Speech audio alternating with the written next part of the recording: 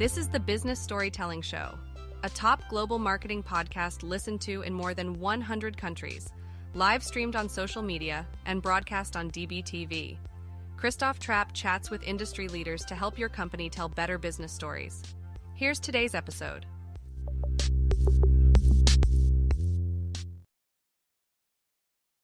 Hey, business storytellers. How's everyone doing? Today we want to talk about accessibility in podcasting after yesterday's very enlightening conversation on accessibility in marketing in general. Now, I don't actually know much about accessibility for podcasting, but I don't know. Is it just baked in? Does it work? I kind of hope so. Maybe there's something I got to change. I don't know.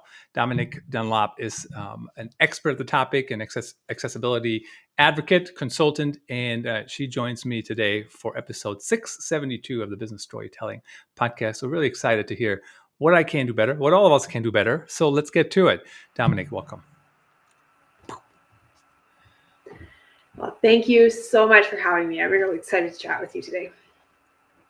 Really nice to run across you. And the topic of accessibility certainly comes up from time to time on the show here. But podcasting is very specific. But of course, a lot of companies are doing it. A lot of people are doing it. But what are like the top items where accessibility comes in when it comes in podcasting? Well, the big thing is that podcasting by nature is a very audio-based format, which means that that's great if you can hear the content. So what accessibility in podcasting really comes down to is making sure that everybody can access that content and has an equitable experience. So making sure that even if somebody can't actually hear your content, they have a way of accessing that. So a lot of times that's going to be transcripts. That makes a huge difference. If you're doing something like we are right now, having captioning on can make a big difference for people. And that can either be somebody who is hard of hearing or has complete hearing loss, or it could be somebody who's just functioning in a noisier environment, or like myself, if I'm trying to function and do something with my kids around, a lot of times I'll rely on some sort of text base to help support me with the audio content. So when you talk about transcripts, right? I mean, the written word is very different from like the spoken word. And like sometimes when I read transcripts, I'm like, oh my God, I don't want to really read that. So, and then captions, I guess, is a little bit different sometimes because I think captions are different because it's in the moment, right? So I'm watching our facial expressions and I'm seeing what it says. So like together, to me at least, it kind of makes, it's a little bit more cohesive. But when you read it gives context on their own, right? There's context. Yeah. When you read a transcript, it's kind of like, oh, I don't know. It's like really hard to read.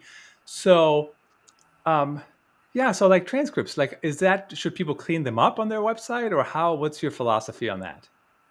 Yeah, absolutely. So your transcript, you have to remember that if somebody is relying on a transcript, they're either going to be reading it themselves or it's going to be read to them by a screen reader. So if it's being read by a screen reader, it's going to be a very, I would say, robotic sound that's coming at your listener. So we want to make sure that we have cleaned up those transcripts, removed any filler words, your ums, your ahs, your repetitive context, because if they're relying solely on the transcript, they're not doing it in conjunction necessarily with your video or your audio. So it should read on its own as a clean document.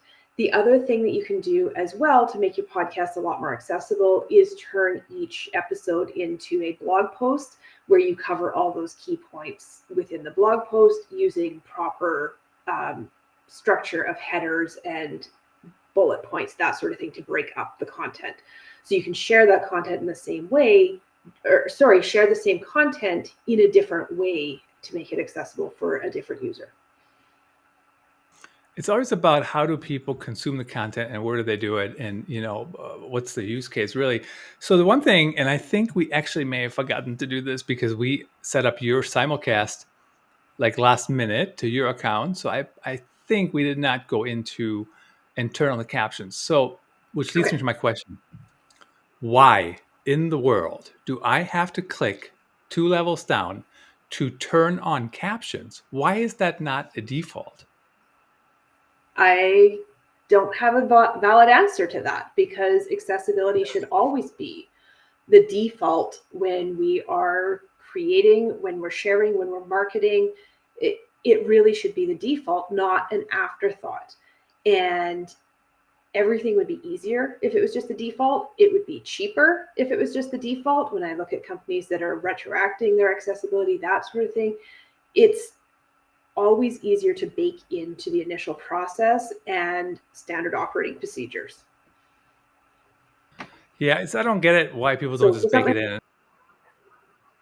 Like they don't call out like, so why captions called out? It's just kind of a right? how like, so let's talk about an actual podcast. So of course we talked about, I mean, this is a podcast, but we're also live stream, we're on video, captions, whatever. When we Sure. do videos after the fact, little sound bites, there'll be captions on there using Opus clips. But when you listen to a podcast, like how does that even work? Like what are the accessibility things to keep in mind? So because like if you go to Apple Podcasts, what like where does accessibility come into play, if that makes sense? Yeah. So, like we said, podcasts themselves are audio by nature. That's what a podcast is. So, it's really branching out within that content and making sure that within the podcast host platform that we are doing things like transcripts, because as somebody who might be accessing your content through a screen reader or just needing those transcripts, it shouldn't be a whole lot of extra steps for them to find it. They shouldn't have to go somewhere totally different. So making accessibility as easy as possible. And that's where you mentioned, why isn't it just the default of these platforms to turn on the accessibility features? Well, that's hopefully something that we can maybe advocate for as we move forward, that it just is the way we do it. You know, yesterday, of course, when we were talking about accessibility in general, and of course, it's a much, much wider topic, but I kept talking about how if I go buy a light and I go into a light store, it's like complete overload, right, on my light sensitivity. And I'm like, Yeah. I don't know which light I like. I can't see anything. In fact, I feel like I just got hit in the face. But when you go to podcasting, it's like, so then we kept talking about how new things emerge that people didn't think about, or whatever, and how do you fix them. But in this scenario, is there like, are there new things that are evolving or new things that are coming up that people need to think about, or is it truly mostly about you have to have a transcript, you have to have a caption, and then maybe most importantly, how do you integrate them, right? Because I mean, if I have a caption, if I have a transcript in one place on Apple Podcasts, for example, but I can't read it very well. I don't actually know if you can do this or not. But so the transcripts in one place, can you listen to the episode at the same time and read along? Or maybe people don't even do that. But like, what are the common things that people need to consider? And are there any emerging ones, for lack of a better term? Yeah, and actually, I listened to that episode of yours last night while I was walking the dog, so I'm very familiar with the conversation you had there. And as far as new and emerging, I think the biggest new and emerging factors that we need to contend with when it comes to podcasting or any sort of digital marketing and digital media right now is the technology evolving and AI stepping into the picture. And those AI tools can be very, very helpful tools. They can also be very harmful if not used correctly. So something like the transcripts, you had asked if we need to clean them up. Yeah, the AI tools are fantastic for pulling those transcripts. But as a human, I need to go through them and make sure that they still read as human, because they're not perfect. So we can use those to support us, work them into your workflows and your standard operating procedures of production, and just really thinking, how would somebody access this if they did not have their hearing, if they did not have sight? How many steps would they have to take to access these? So the other thing that comes into play here is that most podcasters will have a website as well. So you've got your third-party platforms, but you've got your website. And that's where you have the most control, is creating an accessible experience on your own website. So for example, if I'm posting a podcast for a client, I still have some of my virtual assistant clients from a few years ago. If we're posting, I'm posting not only on their third-party platforms and putting in the transcripts and those things where I can, but I'm taking control of their own platforms. I'm putting the transcript right on their website. I'm putting a link to the audio there on the website. I'm ensuring that captions are included if we've got the video there. So we start where we have the most control, and then we work within the systems on the other platforms the best we're able to. Not that I could necessarily afford this, but what is the difference between having captions, for example, and then sometimes on TV you see like somebody that, doing the American Sign Language? I mean, not that, like have a third person like over here somewhere and they sign away our conversation. Maybe that's not super feasible, I would assume, just financially speaking even. But what's the difference between that to actually have something like that and have captions? It's another level of accommodation for accessibility, because American Sign Language is its own language. So we are taking it beyond the level of providing the spoken word in a text format and elevating it to providing really a translation of that content and really showing that we value that inclusivity. So definitely something that's not financially feasible or even just physically feasible for a lot of content creators. But something like a government cast or emergency, I'm just thinking, all the natural catastrophe happening in the world right now, those productions really should be made accessible in ASL when possible. Say that last part again. Which pieces should be accessible for sure? Video content, if we're talking about emergency response, like with hurricanes, natural, I'm just thinking, forest fires, the hurricanes, everything that we're seeing in the world right now, that the more accessible we can make that government-based or emergency response-based content, of course, we want to be doing that. For something like this, like you said, not feasible to be adding ASL translation to your feeds right now. But to like maybe argue about that for just a second, a little bit, is back in the day, some people would argue it wasn't feasible to do transcripts because somebody would have to sit there and they got their foot pedals. And I mean, I remember people who were, they got paid for just doing that. And today you just run it through AI, right? I mean, I know you have to clean it up sometimes, but that's getting better and better too, quite frankly, right? As long as people don't have, it's getting so much better. Is there, and of course we had a show with Helen Todd on even like creating your own avatar, your AI avatar, right? So like you could almost have like them do the video for you or whatever. But is there like a thing, all the American Sign Language translators? Is that the term? What do you call them? They're gonna all like at me now and not love this, but is there like an AI version that you could use on a live stream that can do American Sign Language, or is that's not a thing yet? Not that I know of, but that's not to say that it's not something we could see in the future. So that would come in to where we're talking about as things change. AI is coming at us fast and furious from all directions right now. So that would be something that would be amazing, because it would allow somebody, even like myself, who is not versed in American Sign Language, to be able to add that as another layer of accessibility. I mean, if it was a thing that I could just integrate, I totally add it. I think it'd be kind of cool, to just add that. I mean, it's like you turn on the captions. Sure. It's like, that's great, right? Like add the captions, people can do that. And you have the little window on the bottom if it was an AI avatar or something like that. Yeah, Where that would be where amazing. And I wouldn't be surprised if we see it at some. at some point, right? And then Yeah, somebody still has to supervise the American Sign Language avatars. So how they do that, I don't know. for But sure. And yeah. yeah, so it's going to be interesting to see how it evolves. The typical podcaster, I mean, are those the main things that they should focus on, or how? What else should they be doing?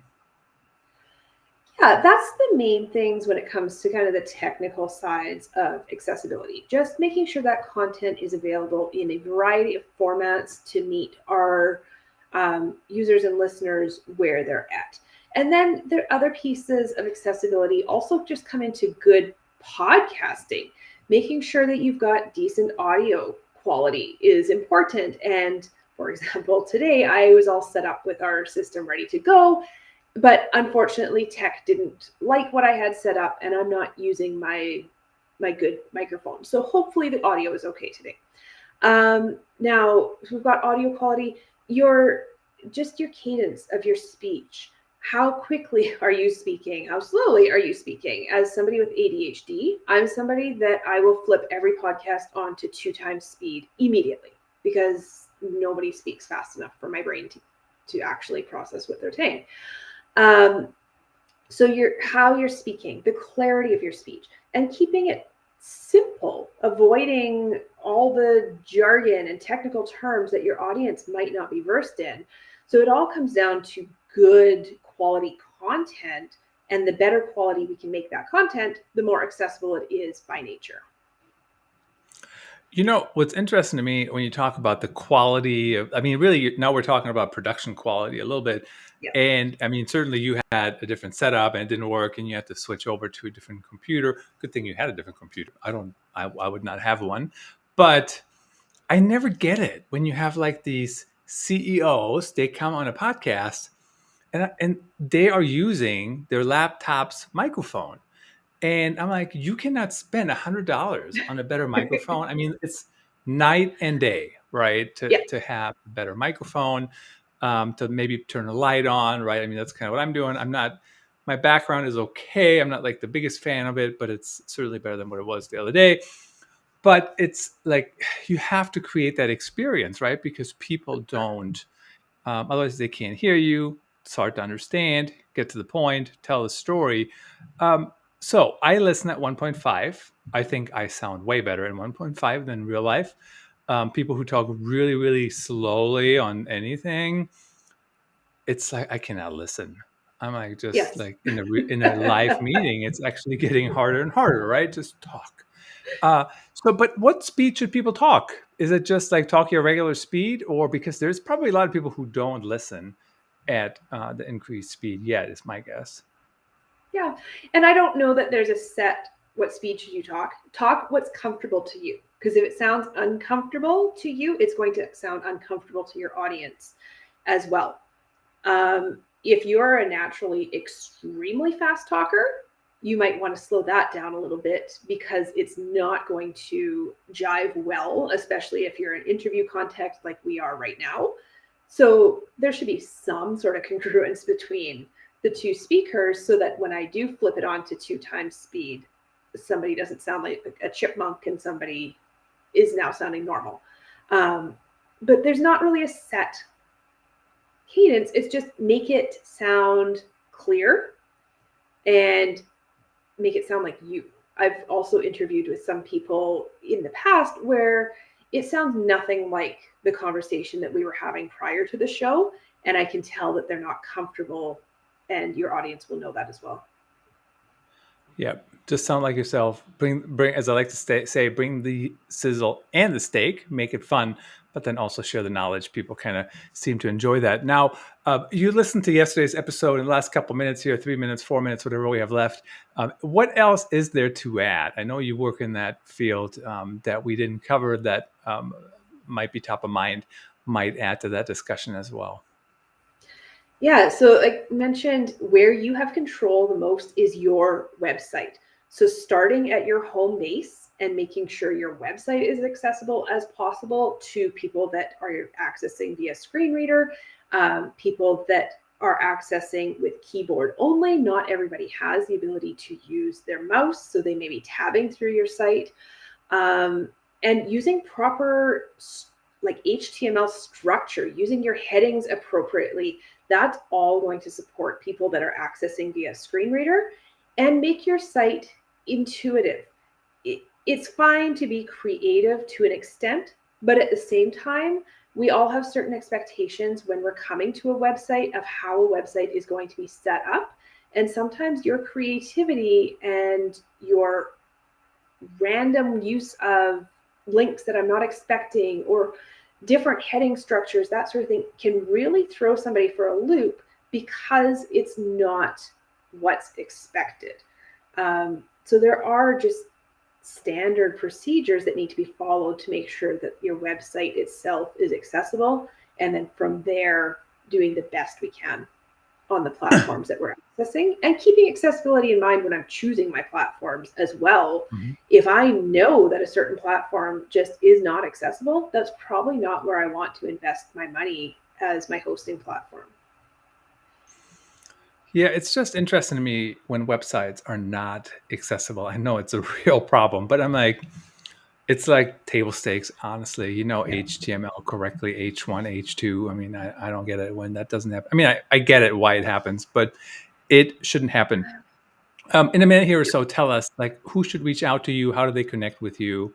Who do you work with? What do you do with them? All right. I primarily work with nonprofits, education providers, health and wellness type businesses, because they are the most likely to need my support as an accessibility consultant. But with that said, I'm happy to work with anybody who's interested in becoming more accessible. If you're not sure kind of where you rank on the scales and where you need support, I do offer a free mini accessibility check where I'll go into your homepage, I'll do a quick check on it, and I'll actually send you like a 5-minute Loom video of a few things that I've seen there. So that's where a lot of people will start. And then from there, they'll decide what support they need and what level of investment they're prepared to put into the accessibility at this point. Fantastic. Thank you so much for joining us, and we're out. Thank you. Thanks for tuning in. Please rate and review the Business Storytelling Show on your favorite podcast